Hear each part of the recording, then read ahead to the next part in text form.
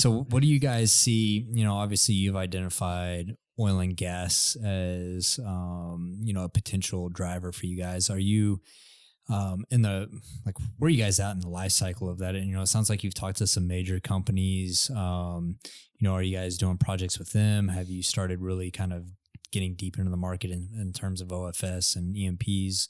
What stage are you at? Yeah, I mean, it's a pretty established business, even though a lot of people, especially in upstream, don't know about us. I would say in our life cycle, we're really successful in downstream, because that makes sense. They have customers, right? Lubricants, retail fuels. Yeah. There's big marketing components of that, which is right in our wheelhouse. Pretty successful in oil field services because they have customers. Midstream, they kind of have business development, so mildly successful. And I would think in upstream, it'd be kind of our we haven't kind of got full mind share and traction there, although we have a lot of customers using us.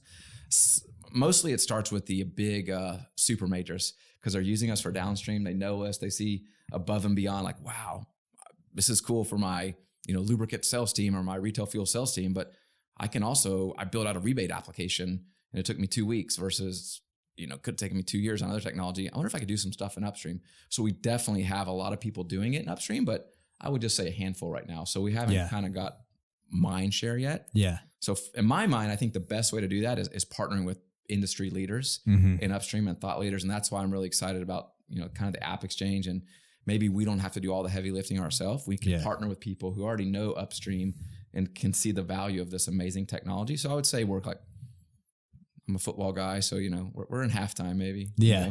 We've had a good first half, but I think analogy. Yeah.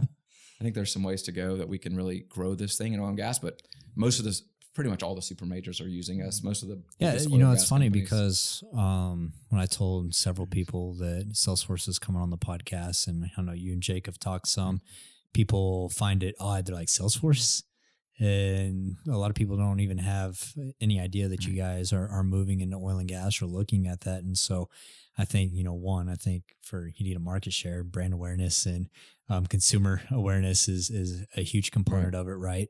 But the value proposition seems to be there. It's funny because a lot of oil and gas companies, actually, I rack on them all the time, but oil and gas companies will hire a bunch of devs and try to become a tech company and try to build everything internally. And sometimes it's funny to me because they're not even good at their main objective, which is profitably, producing oil and gas. Stick to your day job. Yeah. First. And now they're trying to be a tech company, but a lot of them probably have internal problems, and, something like the Salesforce platform could be a pretty easy fix for them to address some of those instead of, buying third-party software. So I think that it's interesting in that perspective, that if you could have something that's lightweight and easy enough to almost drag and drop, I'm sure as you get more complex, there's coding around it, but a lot of engineers have coding capabilities as well. Yeah.